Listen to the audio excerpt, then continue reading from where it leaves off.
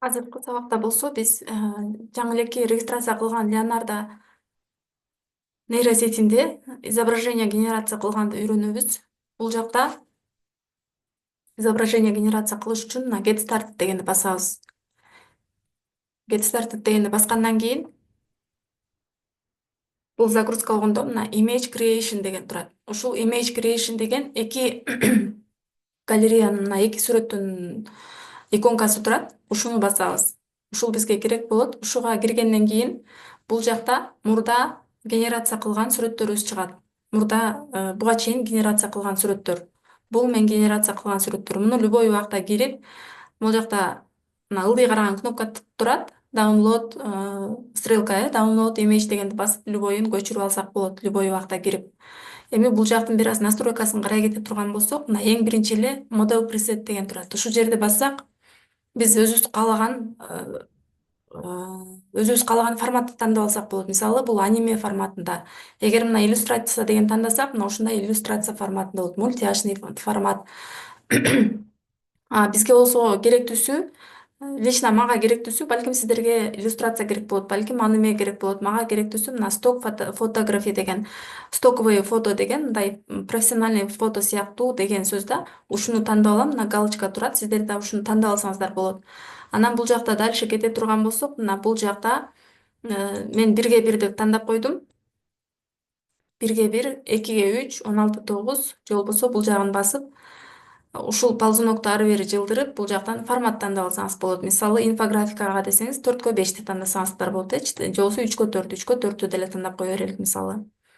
Ушундай кылып, бул жагынан тандап алабыз. Болбосо мына бул жакта өзү да подсказка берет да, мына Инстаграмга, ТикТокко, Фейсбукка деген сыяктуу бул жакта өзүнүн подсказкалары бар экен. Мына ушул жерден формат тандап алабыз. Эми дальше кете турган болсок, бул жерден бизге генерация кылып бере турган варианттар. Мына бул жерде постоянно мага 4төн вариант кылып берип атат. 4 вариант.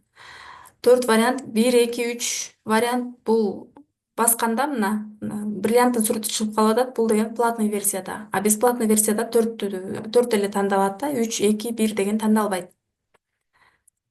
Бизге бесплатный версияда күнүгө 150 токен берет. Могул жакта 150 болот. Менде азыр 122 эле калды. 150 токен бир күнгө нормально эле жетет да. Эгер көп иштебесеңиз нейросеть менен бунун платный версиясын албай эле койсоңуз болот. Платный версиясына кааласаңыз, аябай жумушуңузга керек болуп атса, платный версиясын алсаңыз болот. Негизи 150 токен бир күнгө жетиштүү, эртеси күнү кайра жаңырып калат, кайра 150 берип коет да. Дальше advanced settings дегенди уланта турган болсок, бул жерден биз биле турган нерсе мына негатив промпт, негативный промпт. Негативный промпт деген биз сүрөтүбүздө эмнени көрүүнү каалабайбыз. Мисалы, апельсин жок болсун же кээ бир учурда болот, 6 манжа коюп коет да, адамдарга 6 манжа тартып берип коет. 6 пальцев не надо. Кээ бирөөнүн мойнун узун кылып тартып берип коет. Длинная шея деп, бул робот баары бир задачаны ар кандай түрдө аткарып коюшу мүмкүн. Ушул нерселерди бул жака жазып алсак болот. Эми бул жагында мына бул жерге промпт жазабыз. Промпт деген эмне? Промпт деген бул задание. Биз роботко, бул нейросетке задание беребиз, запрос жөнөтөбүз. Өзүбүздүн оюбузда эмнени каалап атсак, ошону жазып беребиз. Мисалы, бул жака мен жазган элем: девушка в синем платке сидит с ноутбуком деп. Мага мына ушундай варианттарды чыгарып берди. Эгер башка нерсе кааласаңыздар, эң биринчи эле переводчикке барабыз. Google'дан переводчик деп жазып алабыз. Анан мына могул жерде ортосунда, английский менен русскийдин ортосунда мына стрелка турат. Ушул стрелканы басып койсок, бул жака русский келип калат. Ошон үчүн бул жакты биринчи тандап алабыз. Эми русский дегенге башка нерсе, башка запрос жазып көрөлүк. Мисалы, синий цветок деп көрөлүк.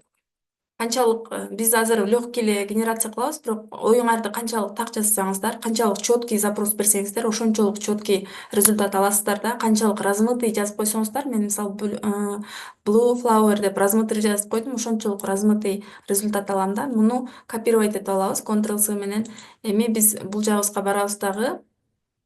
Type a prompt деп турган жерге Ctrl-V. Эми бул жактан мына generate деп турат. Бул генерация үчүн Leonardo менден 14 токен алат экен. Generate дегенди басам. Эми мага мисалы ушинтип 4 вариант генерация кылып берет. Бул жака дагы негативный промпт жазсак болот. Негативный промпту да бул жактан которуп аласыздар. Мисалы, синий цветок жанында мен эмне көрүштү каалабайм. Книгу не хочу видеть. Жанында эмне дагы болбосун. Девушка болбосун, мисалы.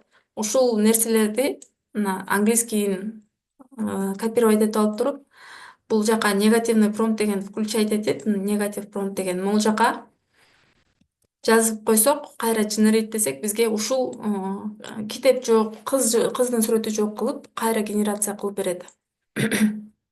Мына ага синий цветок ушундай жакшынакай гүлдөрдү генерация кылып берди. Мисалы, буларды мен контент үчүн, Instagram үчүн болобу, видеого обложка кыламбы, дизайнга кыламбы, иши кылып колдонсом болот да бул жака. Колдоно турган. Сонун баары тең мага жакты. Мисалы, ушул аябай жакты. Прям реалистичный кылыптыр. Шүйдүрүмдөрдүн бул жакта жамгырдан калган тамчылардын сүрөттөрү менен кошо. Эми буну кантип көчүрүп алам? Мына бул жакта ылдый жагында стрелка турат. Download image деген. Ушуну басып койсом, бул менин галереяма көчүп калат. Ал эми дальше биз карай турган нерсе бул. Так. Телефондон кантип генерация кылабыз? Телефондон Кандинский деген бот бар. Кандинский деген ботко бул Кандинский деген ботту жазасыздар мына. Бул ботко киргенден кийин бул жакта Леонардодагыдай сапаттагы сүрөттөрдү бербейт. Бирок телефон аркылуу, компьютериңиз жок болсо иштесеңиз болот. Телефон аркылуу Леонардога кирип көрүңүздөр. Мен телефон аркылуу колдонуп көргөн эмесмин.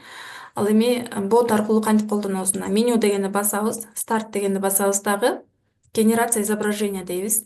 Дальше генерация изображений бул жака мага запрос бер деп атат. Бул жака деле синий цветок дегенди жазып көрөлү. Бул жака орусча эле жаза берсек болот. Синий цветок. Бул жактан стиль тандайбыз. Детальное фото деген керек. Эгер башка живопись, ушундай башкача стилдерди кааласаңыздар, ошону тандасаңыздар болот. Мен детальное фото деген тандайын. Соотношение сторон 1:1 квадрат кыла берелик. Эми негативный промпт мына бул жакта да бар. Бул жака да книгу не надо, девушку не надо деп бул жака дагы запрос берсеңиз болот. Эми начать генерацию дейбиз. Начать генерацию дегенде бул жакта бизде азыр добавил в очередь деп бул кичине күттүрөт. Бул жакта деле бирок тез эле берет результатты. Бирок баары бир Леонардонун сапаты жакшыраак чыгат. Midjourney деген бар, анын да сапаты жакшыраак чыгат. Мына бунуку деле сонун цветок генерация кылып берди, синий цветок. Мунуку деле жакшынакай эле сапат менен берди. Телефондон ушул бот менен иштесеңиздер болот.